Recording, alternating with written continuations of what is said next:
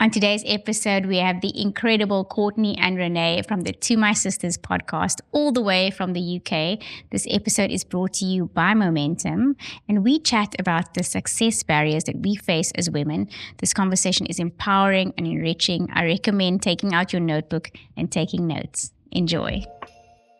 Courtney and Renee, welcome to Bake the Podcast. Thank you for having us. Thanks for coming. Excited to be here. We had some technical issues and you guys were so patient. No, it's fine. And I just want to tell my story because I think it'll be appreciated. It's a great testimony. This mic was not working and I literally prayed and blew over the mic and it started working. And immediately, I know, it was so amazing. So I know this is going to be a great episode. Yeah. And we're going to focus today on the barriers to success. And you guys are two amazing, successful podcasters and authors, and you're just doing so many amazing things for women around the world. So I think you're the best guests to really talk about this topic because we are struggling. The girlies need help. Us too. No, honestly, thank you for having us. Oh, I'm so excited. And here. you had your event in South Africa. How did that go? Tell us a little bit about how it was. Yeah, wow. good fun. We had a live show in Cape Town. This Yeah. is our second live show in South Africa. Our first one was in Johannesburg in 2024.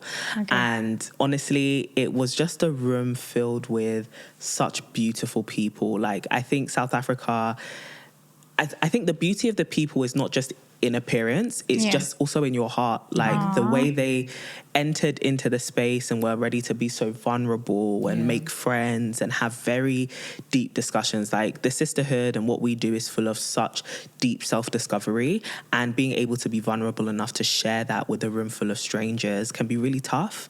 But our South African audience always embraces it, and it creates just a beautiful atmosphere for healing and friendship and for us to bond. And this show was nonetheless, like, it was amazing. It was a great time. We experienced so many challenges in the lead up to it, though. Oh, really? Yeah. Oh, no. Do you know what? We knew that it was going to be a heck of a show purely through the resistance that we faced. Okay. From traveling for 36 hours to leaving the airport and immediately running into some issues with our Uber being unlicensed and having to take a nice little trip down to the police station.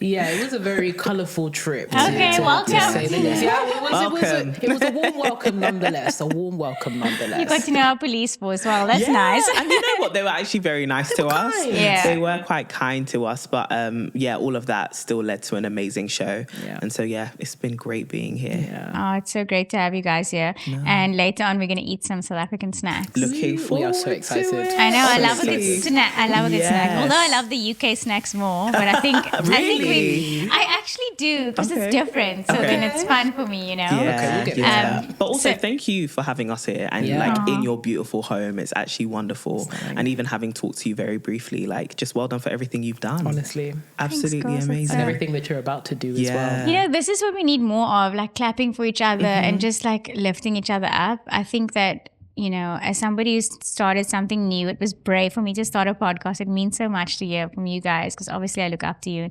I was like really binging your episodes, like knowing everything about you and trying to be like, anyway. Act like you don't know.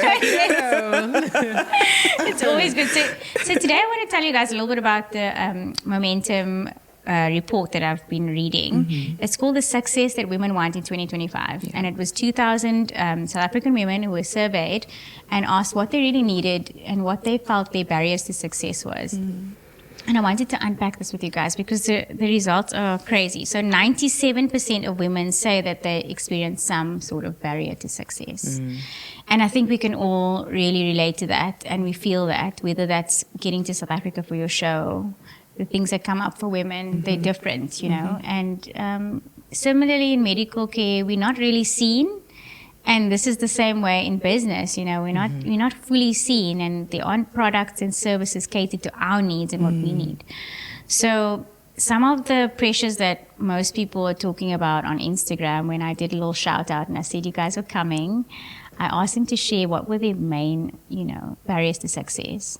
And most people said financial pressure. We know that the economy is hectic. We were just talking about funding our podcast and how intense that is for us. Right. And can you guys share a little bit about, bootstrapping your podcast and how that came to be? Because it wasn't easy for you, you had to self-fund. You didn't have a big investor or a VC. You didn't have anything.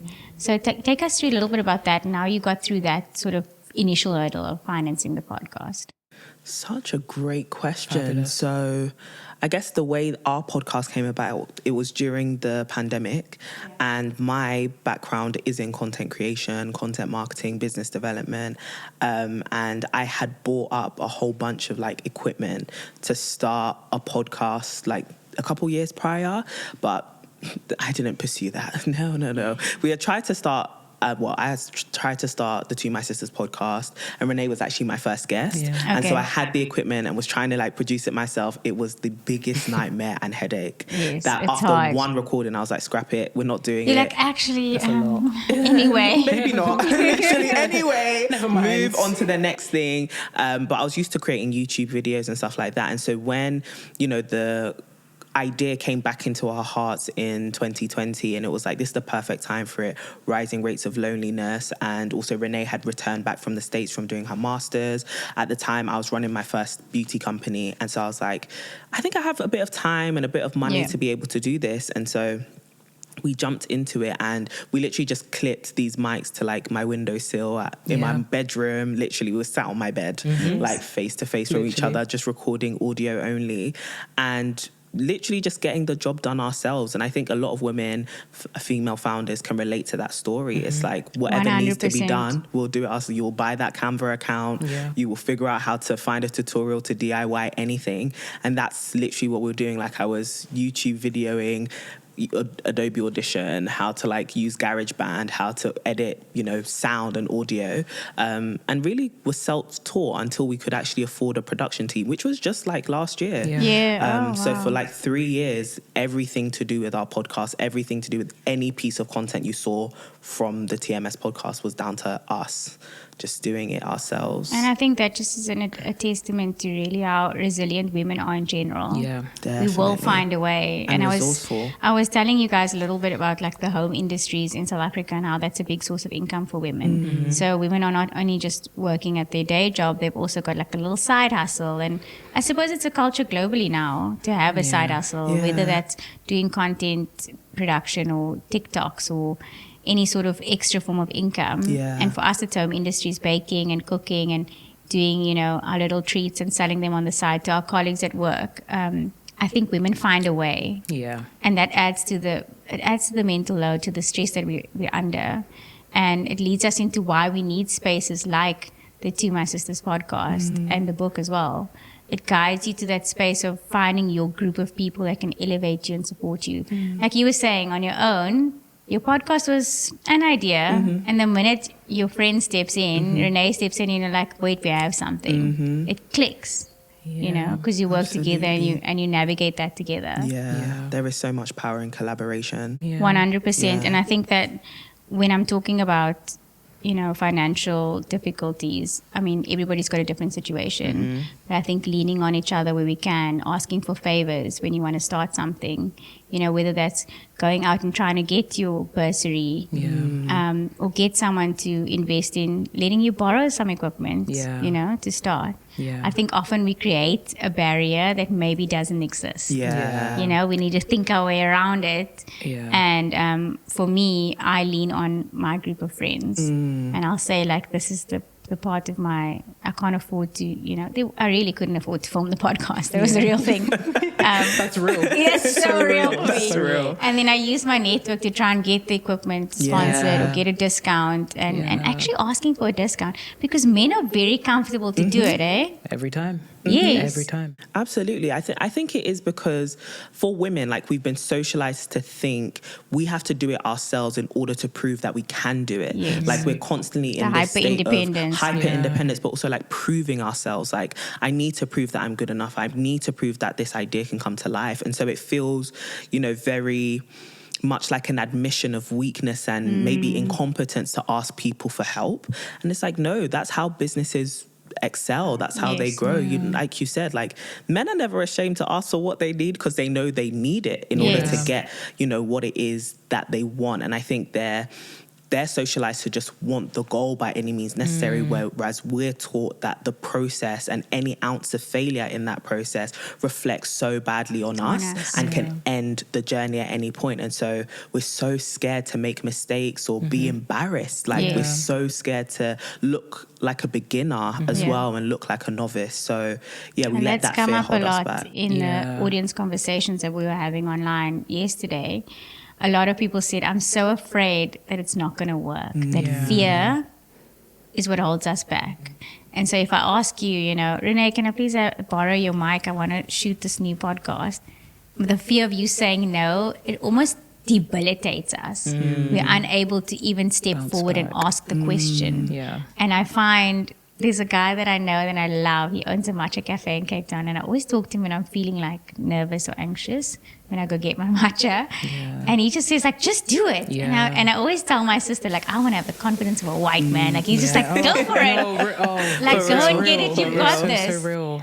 And I want to emulate that in so many ways because he doesn't think about why it couldn't work. He just goes, oh, well, do you know someone who can do this? And as women, we have those networks. We know those other women or men that can assist us. We just don't want to go there. Absolutely. For some reason. Yeah, I do think there is something to be said, though, around the privilege of being able to be a beginner as well. Yes. Or the privilege of being able to recognize that you have needs and also access those kind of resources too. 100%. So as much as we do have access to some incredible networks and as much as, you know, women do have these great opportunities to kind of go for it, I think there's also a space to recognize that for a lot of women, we don't necessarily have that privilege to fail sometimes, right? A lot of us have a disproportionate amount of burdens or responsibilities as a result of a lot of social realities. And I think 100%. there's the imagined fear that we have, but then there's also the reality that a lot of us experience and face on a day-to-day basis, whereby we have to navigate being a woman with less access to resources, with less access to financial capital, with less networking capabilities to other men, particularly white men. So I think there's a space there for recognizing, okay, cool, you may be afraid, but there is some reality to some of the things that you're facing, but that should never be something that holds you back. 100%. And you know the stats, I'm going to pull up a little stat here, and it's actually so true. 42% of women feel that gender roles and societal expectations are what's holding them back. That's like, you know, the moms who feel like, I'm doing school run, I'm making school lunches, I'm keeping my whole family together, taking care of my husband, and I'm going to work. But I really want to do this one thing that I've always dreamed of, which is maybe, you know, making clothes or starting a bakery. And they just can't get there because they've got so many expectations already, people relying on them. And it's hard to push past that. And that's a reality for many South African women, I think, where, and the stats show it, 42%, that's a big, that's almost half of us. Literally almost half. Yes, and it's holding us back. And some people have even shared some of this, finding the balance between being a mom and a wife and pursuing my career. Where are the trade-offs? What do I give up on? You know? When it comes to choosing your partner or your home life or your family life, you know, being a daughter, mother, wife, it's a lot. And where do we find that gap? And I want to throw it to you guys. Where do you find that gap? Where do you find the time? You know, I know, Courtney, you just got engaged. And it's, both of us have. Both of us did, Congratulations. This is amazing. So you're planning a wedding, you running your businesses, you're doing your thing. Where do you find the gap, you know? How do you push past that pressure?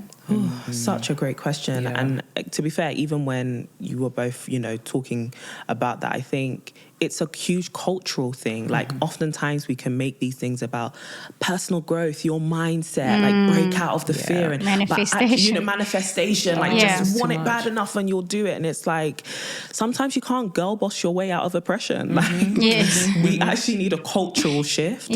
And I think it relates to something we were talking about earlier when you were mentioning, you know, your brief stint in the UK and how, you know, the culture being so almost individualized, right? Like you as a woman or as a wife, as a mother, have the sole responsibility of taking care of your child or your children, taking care of your household, taking care of your husband. Whereas in a lot of other cultures, this is a communal thing. Like the family unit excelling is actually down to multiple people, and it's not even just the primary caregivers, it's extended family as well.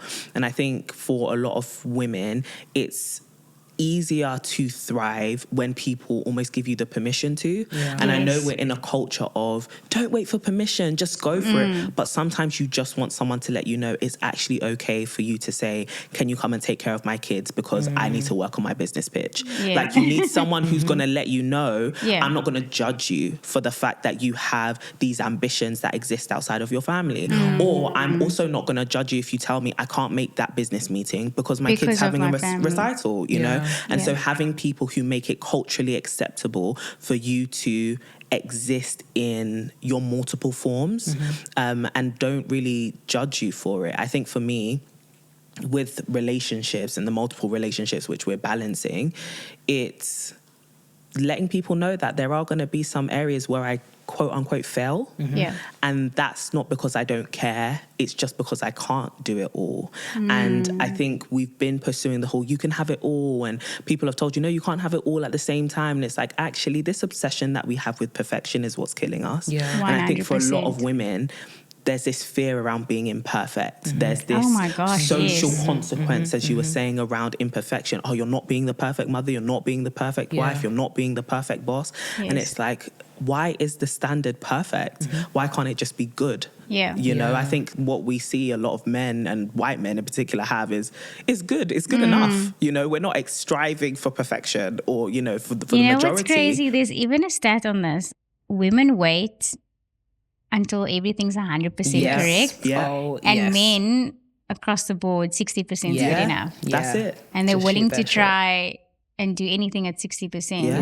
And I think it is that it's a culture shift. And it's important for men to be our allies in this as well. The men in our lives need to support us and tell us like, babe, you overthinking this. Absolutely. Just do it. You know, my husband does it for me all the time. He's like, you've mentioned all the ways this can't work out. So I did this subject in university. It was my favorite subject. It's called game theory. And it's basically working out the outcome of something and working back. So this is the desired outcome and I need to work backwards. So I do that all the time. Cool. I'll run back like all the ways things can fail and all the ways they can succeed. And then I like talk myself into a total like mind thing. And my husband goes like, okay, we'll just do it and then see. And I'm like, wow, this is so simple. Sounds so simple. And I love that you said that. Like, we do need men to be allies. But I think our whole message of sisterhood is we also need a lot of women to be allies 100%. Too, because for a lot of women, no matter what culture you're from, patriarchy is often perpetuated by women sometimes more than it is by men. Like women can sometimes be, because of their own internalized misogyny or internalized patriarchy, they are the proponents of it. So they will tell you, don't do this because men might not like you if you do that. You know, if you're a single woman, don't be too ambitious because we don't know how many men will want you if you're super ambitious. Or like, who's looking after your kids while you do the podcast? Exactly. Or like, okay, what do you do? Judgment if you're a stay-at-home mom, judgment if you're a working mom. It's like all of these things can often come from women. And so we also need all of us to have that cultural shift which says actually it's okay for you to choose the path that you want to go on. And also we can all, as a village, that proverbial village, step in to catch the, I wouldn't even say the pitfalls, but like the areas where you can't show up because you just can't do it all. So we will be there to go to the recital. I always say balance is a myth. It's very hard to balance. It's not possible. Especially for us. I think that I'm somebody who puts a lot of emphasis on my female relationships. It gives me so much energy. So I will prioritize my friends, right? But there are moments in my life when I can't. And the guilt when you can't go to a friend's event or whatever, I actually need my friends to tell me it's okay. Oftentimes, so I'd be like, it's okay, you can't make my, you know, gallery opening. It's like, I understand. And sometimes the excuse isn't as deep as like my kids got something on. Sometimes I'm just exhausted. I can't get dressed and go to this thing for you, even though I can be there for you in so many other moments. And I think that also means so much, you know, lifting that weight that we place on ourselves. Absolutely. and being like rooting for each other in that way. Definitely. There's so much necessity for us to celebrate women more, but especially for the hidden work. Yes. So because we have this standard of perfection, because a lot of women's validation comes from how much they can match up to this proverbial yardstick, we don't get celebrated for the small things of being a mother, being a wife, being a sister. These are seen as kind of basic functions, despite the fact that they require so much energy from us, so much investment, so much resourcing to actually show up in any of these roles at any kind of high capacity. And the fact that there's a lot of women's work, because that's what it is. It actually is work that goes hidden, that goes assumed as something that, you know, women do naturally, despite the fact that it takes a massive toll on us and our capacity to operate in all of these different ways. There's a space where we actually need to recognize women work hard. Like, we're already working hard, and we often find ourselves in these cycles of guilt because we're not acknowledging the work that we're already doing. 100%. What we're doing is work. Like, being a mom is work. It's really hard to raise a child. Being a daughter it's work. Being a sister or a friend, that's really hard work, especially in an age where loneliness is rife, everybody is isolated, relationships are falling by the wayside. Just maintaining any semblance of community and relationships is hard work. And because we don't recognize that as work, we see what we're doing as, you know, things that are trivial, you know, just you functioning. Of course we're going to be tired because we're trying to do 10 million different things at the same time. Of course we're going to be exhausted. We're overcommitting to work outside of the house as well as inside of the house, work outside of the community as well as inside of the community. So I think there is a space for women to lay down the guilt. It's false responsibility or false sense of guilt because they're actually already working hard. You're not working from a place of laziness, girls. Like, we're working from a place of hardness. We've already started off. You know, it's basically like running a race and you haven't acknowledged that you're already on the pitch. A lot of us think that we're just starting from baseline when actually we've been running the 400 meters already. So you're working from a place where you acknowledge that actually I've already started doing work and my work here is important and valuable and needs to be valued in the spaces that I'm operating in. And when you recognize that you've been running already, then you can acknowledge that you have needs. When you're running and you've run like 400 meters already, yes, you need a water break. Yes, you need to maybe stop. Maybe you need to change your shoes. But if you think that you're starting from the start line, you won't acknowledge that you have needs. And I think it goes back to what you were saying earlier, Courtney. Women have needs too.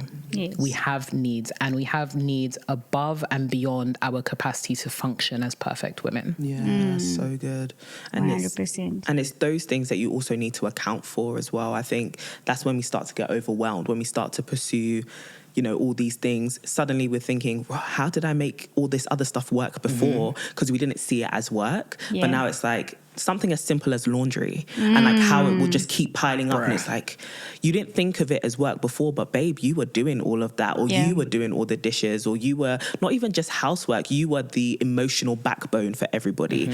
And now you've piled onto your plate, which is great, doing this business or doing this, you know, initiative or this project. Now you're realizing that your plate was already full before you added it to it, right? And now you've got to account for, how can I create a system that allows me to do these things or delegate these things that 100%. I used to do before, so that I can focus on this new, you know, goal or priority that I have. And being discerning with your time, I think, is one of those ways, like knowing when to invest your time in certain things and when to say no. This has been such a learning for me this whole year, because I harbor so much guilt around so many things. I'm the eldest daughter and I'm also the middle child, so I'm just guilty all over. Hello, you are our person. Where you been my whole life? It's Welcome just to the club. Constant suffering. And I'll feel guilty about things like not being able to help on the PTA, like when they're doing something at school. And mind you, there's 200 parents. So, I mean, I'm not missed. But in my head, and I walk around telling the other moms, like, you know, I really wanted to help, but then this thing came up and everyone's like, chill out. Like, you don't need to. But I think a way in which women can support each other in this instance is saying it's okay. Yes. It holds so much weight when your friend says to you, hey, it's okay. You've got a lot going on. 100%. It's okay. And oftentimes we don't get that from each other. We get judgment. We get going, oh, you should prioritize your time better. Yeah. Sometimes you just need someone to say it's okay that you can't do more at the me moment. too. You know, like to know that another woman is struggling with it. Yes. Like for a lot of us, we think we're the only one. Like no other woman is struggling with time management at the moment. It's like, no, we all are actually. Like we're not all as good. I think again, it's that pressure to portray perfection that also makes other women feel the pressure to be perfect, right? 100%. And so having another woman who says like, yeah, me too. Like I'm struggling with it, or I'm not good at it either, really, really helps. Especially women who you aspire to be like. Yes, and I think the beauty of the community that we're creating online, whether it's into my sisters, the sisterhood that you've created online, or with Break the Podcast, how we're trying to create this community. I think what's beautiful about it is when women share that, listen, I'm also struggling. And it's oftentimes the women you don't think are struggling that surprise you. And that's it happened to me yesterday. I said to my friend, a very close friend, she's also a content creator, I was like, I've got these two amazing women coming on my podcast. I'm so nervous. I feel unprepared. And she said to me, you are prepared. You're thinking you're nervous because of it. I'm like, and I need to make this and I need to do that. And she's like, babe, chill, you're doing the most. She's like, leave the other content. You want to focus on this for now? Do that. You're going to get it done. It's going to be okay. And that for me was like, okay, I'm giving the push forward, She's pushing me forward and she's saying like, go stand in the light. It's fine. You got this. And I felt that so deeply. And I said to her, I'm so grateful for these words. Like it means so much to me. It holds so much weight. And I think it's important for us to, keep sending that message forward 100%. As women. That's a beautiful display of sisterhood. And I think like within our friendship, we've experienced it several times where it's like, I don't think I can. And then it takes someone else standing outside of you to be like, what the heck are you talking about? Like 100%. You're overqualified, you're well prepared, like just go for it. So another stat I have for you here, 39% of South African women feel that self-doubt is the barrier. And 32% say they lack mentoring and opportunities. And even though this is a South African study, I feel like it's across the board. We are struggling with self-doubt, imposter syndrome. Is this something any of you guys have experienced? Absolutely. Hugely. All the time. Yes. All the time. Yeah, but I think it's even important to say that, right? That this is an ongoing thing. Especially as women, life is progressive. So you'll find yourself progressively in spaces that challenge you. You'll be in spaces where the majority of people don't look like you. I think for us, literally from secondary school onwards, our life basically put us in spaces where we were the only ones of something, whether it be you're the only woman, you're the only woman of color, you are the only woman from this particular background, you are the only one, that has some kind of intersectionality that is very different. I think sometimes when you enter into spaces that lack representation or it lacks any kind of cultural nuance or competency to be able to deal with people like you can internalize that and think, there's something wrong with me because I'm not seeing me represented in the places that I am. And I think it's really important to understand where that's coming from in terms of you not being enough to navigate this space. Is that a reality or is that you internalizing what's basically on the outside? It is very real that you may be the only woman in your particular, male-dominated field, but it's not necessarily a reality that you're not qualified to do the same job as any of those men. In fact, more time, women are overqualified to be in a lot of the spaces that they are. It kind of links back to the stats that you were speaking about earlier, Aisha, around 95% women ensuring that they are 95% qualified for a particular role or whatever to go into that space in the first place. So I think it's really interesting how we have this tension between, I want to make sure that I'm super qualified to be able to navigate this space, and then you get to that space and you still don't feel comfortable because you're not represented there. And I think a couple of things. Firstly, we do need to take accountability for our own internal self-critic and that whole self-doubt piece. What you were saying... that speaks to me so much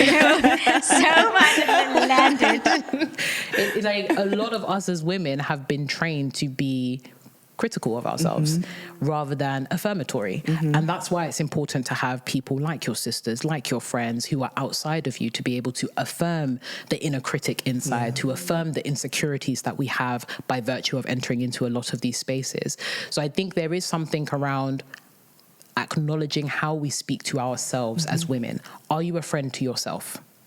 No. Realistically, are you a friend? No. Do you know what I mean? Are Yes. you a friend to yourself? So there's the piece around, okay, I've got women in my circle and women in my corner that can support me with my self-doubt.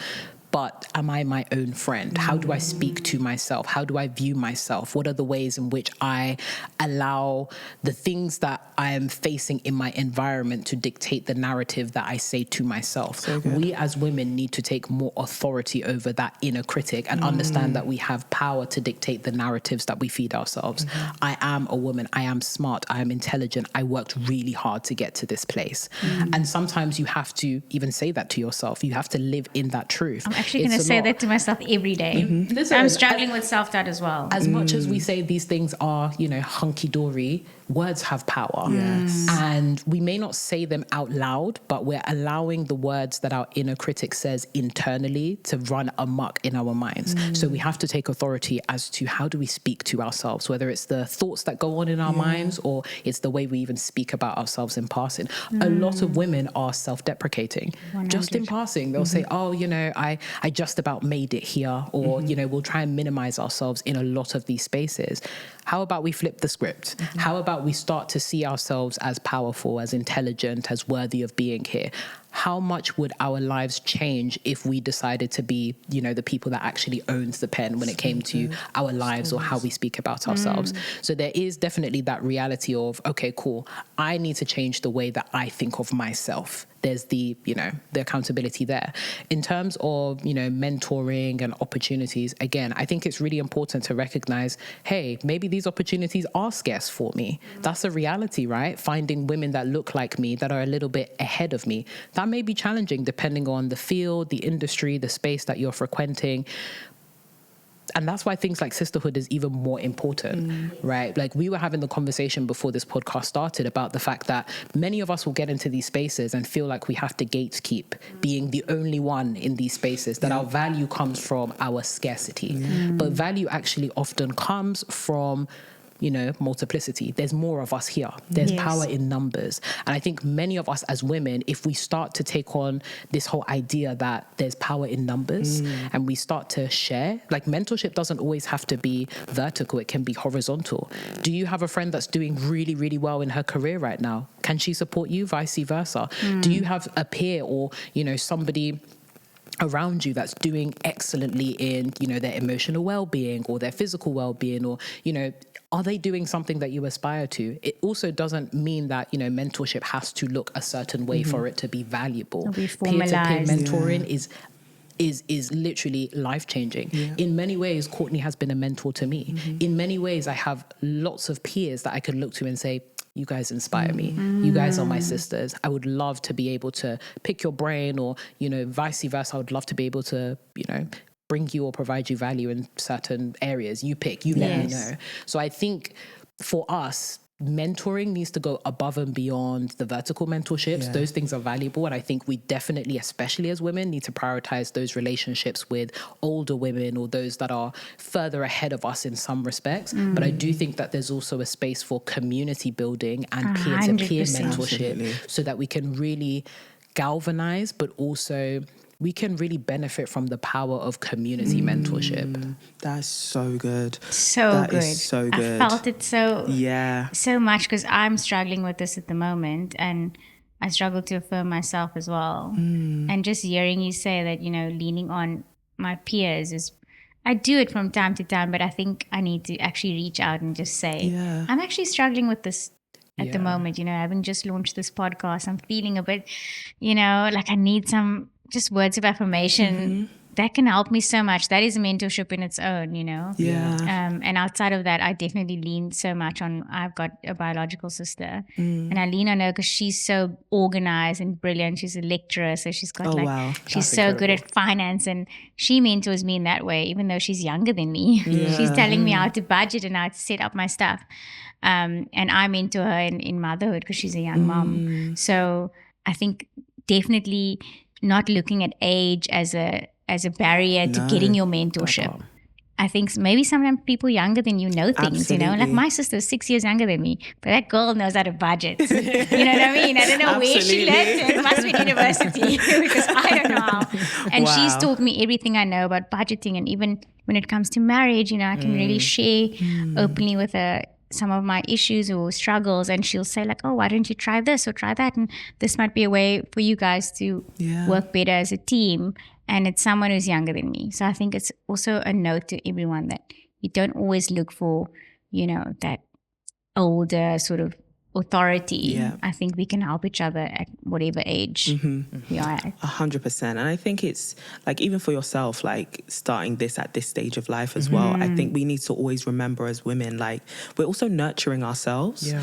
And I kind of live by the mantra of, if I wouldn't say this to my friend, why would I say it to me? Yes. Right? If and it's hearing small things, as you were saying, like it's in the day-to-day, like I'm very particular about these things because, as Renee said, words have power, and I really believe that words are life and they hold the power of life and death. And so somebody will drop something or do something, just, you know, be clumsy or something, and around me they'll be like, oh, you're such an idiot. And I'm like, no, you're not. Take that word off yourself. Stop. Yes. Because if you wouldn't say that, like you have a daughter, right? If you wouldn't say that to her about making a small mistake, why would you say that to yourself? And I think it's remembering we still have the responsibility of nurturing ourselves on this journey. So the same way you wouldn't want a mother to be hypercritical of you, you have to also have that nurturing towards yourself, which is, okay, you made a mistake, that was a bit silly, but you know, next time do it like this because you're more than capable of doing it better. So really having not just positive self-talk in the airy-fairy sense of it, but genuinely seeing these things as truths. This is actually the truth of the situation, because it's so easy for us to accept the negative as truth, right? Like, oh, you're such an idiot. Why do you think that's truth? And why do you accept that so much more easily than you did that really well? You know? And so really taking that responsibility on us, on ourselves. But then I also think from a mentoring point of view, I remember around 25, so just 2-3 years ago, I got to a place in my career where I was like, you know, I don't know what the heck is going on anymore. Like, I'm doing this podcast thing with Renee and it's doing really well, and everyone's coming up to you like, oh my gosh, you're doing so great. And in my head, I'm thinking, I have no idea what I'm doing. This thing you're referring to, don't have a clue about it. And of course, there are those moments of like deep pride that you have about the work that you're doing and great gratitude to God that you get to do it. But then there's that insecurity that can underlie it sometimes, which is, it seems people think I have more clarity on what I'm doing than I actually feel like I have, right? And so at the time I was like, I need to seek out a mentor. And in my conversations with my mentor, which is actually a man, and I think that's another thing, like your mentors don't just have to be women. They don't just have to look like you. Sometimes you actually need someone who has a different life experience and has been trained to have a different perspective and mindset. And so having conversations with him and him really putting into perspective, okay, the reason why you're struggling with, you know, at the time I was trying to kickstart another business, which I still run. He's like, the reason why you're having such issues setting up a system, you know, for your consultancy business is because you don't know these systems, right? Like, you have been doing things very intuitively. You obviously didn't study this at university, but there is a level that you want to go to that requires a deep understanding and mastery. And I didn't have that. And so it was my mentor who was like, here are the resources you need. Here are frameworks. Here are systems. Here are contacts. This is how you should, you know, onboard clients. And it identified to me that sometimes we feel imposter syndrome because we actually don't know. And I think there's that part of the personal development space, which is, no, if you think it, you can believe it. But actually, babe, sometimes you don't know. Sometimes you need to ask. Sometimes you are in above your head. Like, actually, you stepped into that promotion. You started this business. It's popping off. You have prospective clients, or your podcast is doing really well, and you actually don't know what to do with it. And that's the importance of going to somebody who has that knowledge, whether you have to pay for it or by God's grace it comes for free.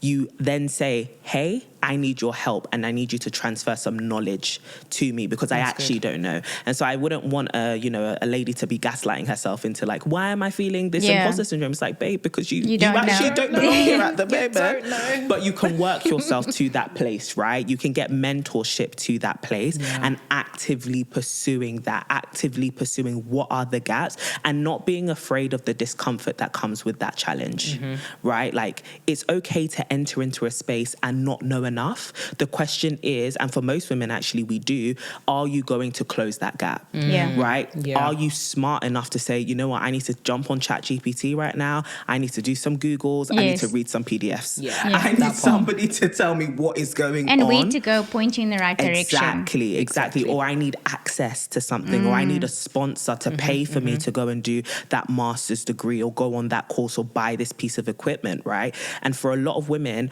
we think we need to solve it all for ourselves. And if it's not already in us, then it can't possibly ever be in us. That's not the truth. You will grow as a woman. You are constantly evolving. And the woman who you are now is not the woman you'll be in 3 years. Because hopefully in the next 3 years, you'll learn some stuff.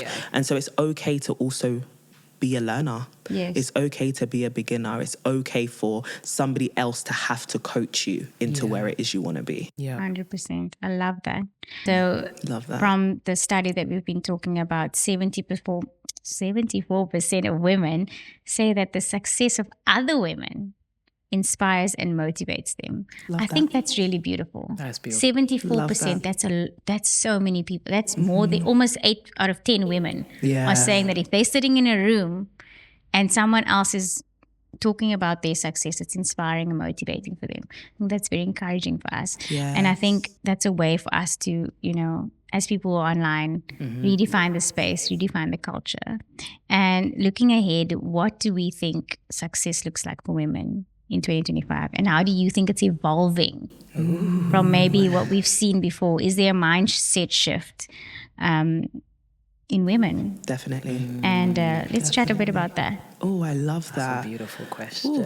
I was recently speaking on a panel with a organization called Welcome to the Jungle, and it helps people find jobs.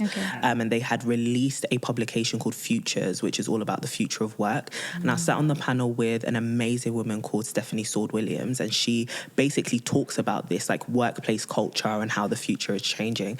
And she said something really interesting about the future of work that has sat with me as somebody who has faced burnout before. And it's that women are going to start defining success around their well-being. Wow. Because I think, see this.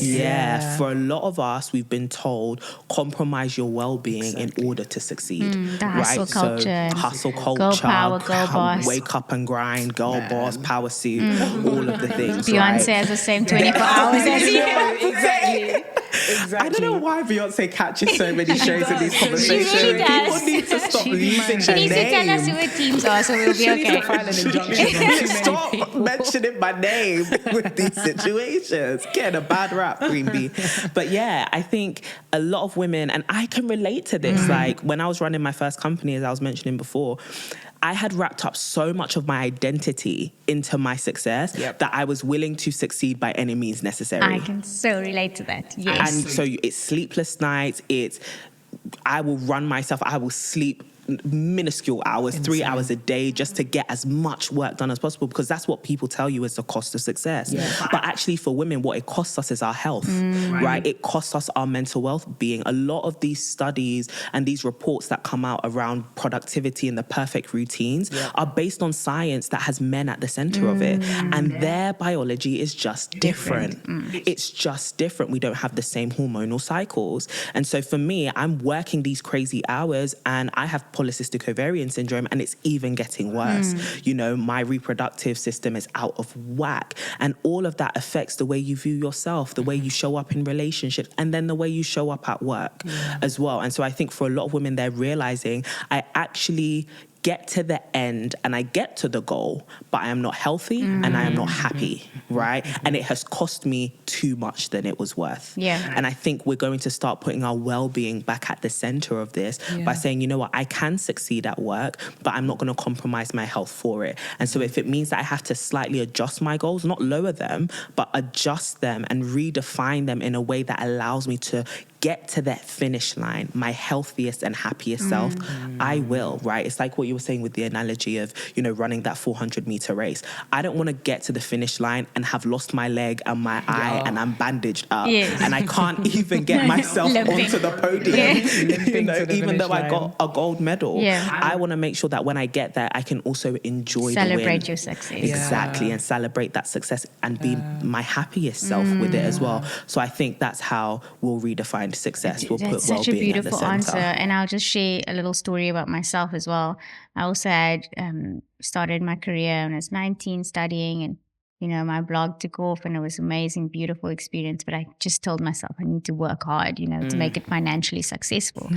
And a lot of my success was weighted in financial goals. So I'd only feel happy if I was making money. And I'd open all these businesses and work so hard to the point that by the time I had, you know, my kids, I was like breastfeeding and working and doing like, it was other people around me were like, whoa, this is insane. Like you're doing too much. And then eventually I started going on a drip once a week because I was so depleted.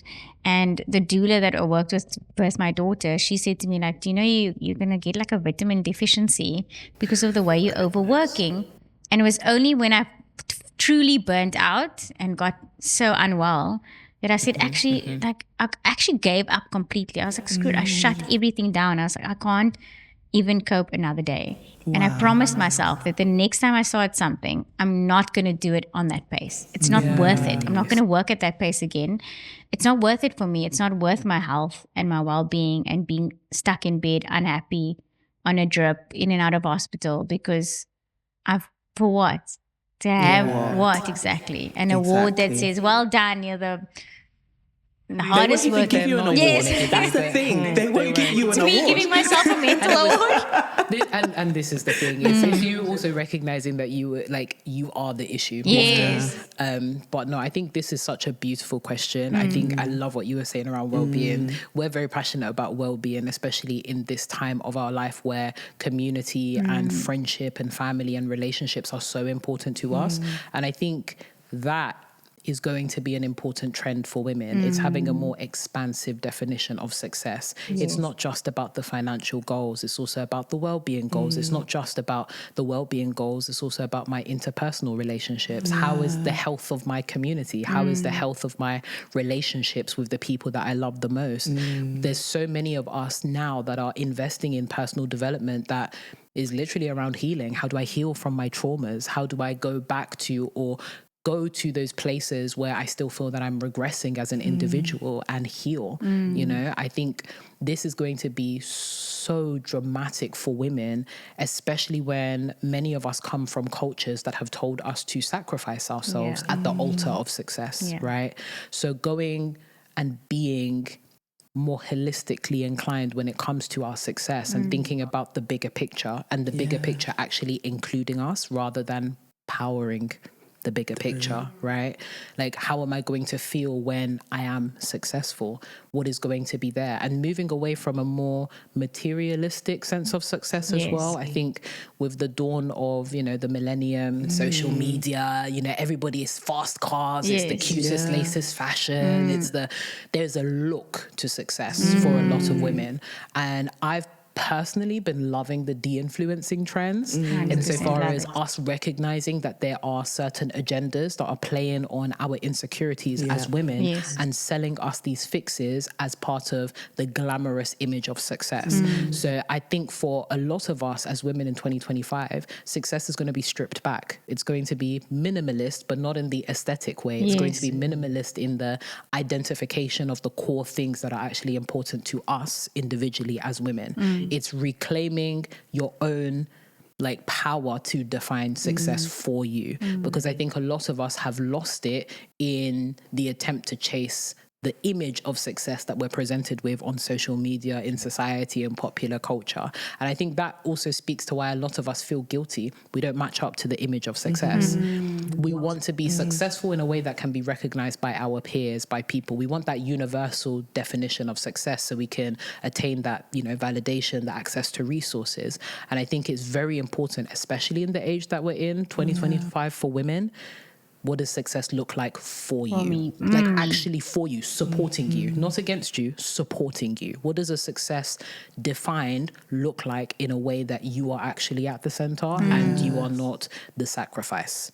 That's good. So I think that's what, for me, I think that's what success will look like for women this year. Wow, that's beautiful. Wow, guys, I feel so inspired and motivated in this moment. I want to talk a little bit, and we did touch on this, on the power of sisterhood and mentorship, but particularly with your guys' mission, with the To My Sisters podcast and the book as well. What really is your mission? What will success look like for you in terms of creating a sisterhood? What is the vision? What do you see when you know you do this? You're creating a movement. You're empowering women. You're connecting them. What does it look like to you? And when will you feel like, wow, if you look back and you're like, I've achieved this thing with my friend. What does that thing look like? Wow, that's a beautiful question. Beautiful question. I think for me, our mantra, our tagline is, well, to be fair, just our entire mission is changing the world for women. And it sounds really ambitious, like changing the world for women. But I think it's raising a community of women, a sisterhood of women who feel like they can change the world. Like it's not just us going in and being, saviors and superheroes. We just come on the podcast and tell you half the time we don't know what we're doing. So we're not perfect, but it doesn't take perfect women to change the world, right? Oh, it just beautiful. takes women who believe that they can make a change. And so even if it's just a woman listening to the podcast and thinking like, okay, I can heal this relationship with my parents, or okay, I can, go and advocate for myself in the doctor's office when I start to feel a lump in my breast, changing your world, and also raising a culture of women who believe that like, I can help change my sister's world as well. Like, how can I make her experience of the world better? And we do that through our philanthropic efforts. But even like in the book, as you mentioned, it's just teaching women that life is so much better done when we do it together. 100%, it really and is. so just show up for each other. And I think if we can leave a legacy of women who care about other women, I will be perfectly content. Like, I should care that Aisha feels like I'm struggling in this season of my life or in this area. I should care that my sister just got diagnosed with PCOS and what can I do to help her navigate her world in a way that's more comfortable for her, right? And so I think it's just raising a generation of women who care about themselves, care about each other in a world that's telling us to care less. Care less about other people and be super individualistic. And in a world that doesn't often care for women, doesn't care for girls getting the education that they need or the resources they need to start that business and be economically empowered and self-sustained. And so, I think it's just about raising a world of women who care. I love that. Like, oh gosh, beautiful. I think you put that so perfectly. Like, literally, as Courtney said, that is our mantra. I think in a world where women are often seen through their roles and their value is defined through their achievements, we want to create a space where women are valued inherently. Like, your value doesn't start after you've done anything. Your value has already started, and it's from that place you can go on to do greater things. So helping women come to that realization, experience that truth, and then go out to change the world for themselves and other people. Like, really giving a space for women to be convicted of that truth and then operate from that truth, because everybody is operating from a truth. Whether it's good, whether it's bad, everybody is operating from a truth. And unfortunately, for a lot of women, we're operating under a truth that serves to oppress us, a truth that doesn't really serve us in community either. We are operating in a culture that has us competing against each other, thinking that resources are scarce. But we want to create a truth where women realize that we have inherent power, we have inherent value, and we're actually stronger together. And so helping women be convinced of that internally to be able to power the external is really, really the goal. And also just seeing women healed and transformed. I think as much as like we do a whole bunch of things, we do really cool events, we do international trips, we do a whole bunch of content. I think for me, what really helps me understand like, oh, this is giving me an indicator that we're doing our job is when we get the testimonies of, because of that conversation I listened to, I went to go and speak to my mom. And there were many tears and we're still working on it, but we're working on it. Yeah. Or you hear from somebody that said, hey, you know, I went to the doctor's office and because you had that really honest conversation on female reproductive systems, I actually went to go and get checked out. Exactly. I got a diagnosis. So when we say transformative and real life conversations, we really mean that. Like this is transforming, this is changing, this is breaking off the limitations that women may feel or experience in their real life and actually changing the map of their world as well. Like changing the fact that, you know, you can go above and beyond what you think is possible and you can do that with people too. Challenging the notion that it's lonely at the top. It's not. You don't have to leave people behind to get to the top. In fact, it's through going with people that you'll probably get to the top quicker. And that's what our vision to me is. It's getting to the top and seeing that there's a whole bunch of women there with me. How about you though? What do you want your legacy to be? Oh, wow. That's so, I feel so intimidated that you're asking me that question. Not at all. I think I really want this podcast to be a space where women feel inspired, especially South African women. Yeah. It's really something that means so much to me. I think that we are still lacking a voice. We need to be comfortable with our own voice, with being able to speak, being able to be seen in the world. You know, when I look at you guys and I see how confident and motivating you are, and that's something I want for myself. It's very inspiring. And I want to be able to pay that forward to my community as well. And I think that there's so much room. South Africa is such an amazing place. And the women here are incredible. I just go and talk to as many of them as you can find. We are amazing people. And I just want to inspire those women to get up and be seen, you know. Not only on social media, but whether that's in corporate, in the boardroom. The messages that I get from women is that they just don't feel like they have space to shine. And I really want to change that narrative in my community. And then maybe just go and spread more around the world. But for now, I just have that focus and, you know, living an inspirational life to inspire other women. That's really where I'm at. That's beautiful. That is beautiful. And it seems like you're already doing that. And we just want to encourage you that, like, you don't have to be perfect to do that. I think a lot of women will be more inspired by the transparency of it all and seeing the behind the scenes of it all than they would be just by the result. So whatever pressure you may feel to like get it perfect, actually a lot of the imperfection is what's going to inspire people. And also we're rooting for you. We are. It's so beautiful to see. Like one of the things that we love the most is other women that are killing it authentically. So start here. We see you, girl. Yeah, You're killing for real. That means so much to me. Thank you, girls, so much for coming on the podcast. Thank you. You don't understand how much you've motivated me. I feel like I'm going to watch my own episode like 10 times. Those are the best episodes. Thanks so much for watching Bake the Podcast. We want to hear from you. So head over to my Instagram and share with us your barriers to success story. Momentum is offering 5,000 Rand to one lucky person to help enable your success journey. So head over to Instagram and comment. And don't forget to follow us on YouTube, on Spotify and Apple Podcasts. And remember to review us. Give us 5 stars. Bye.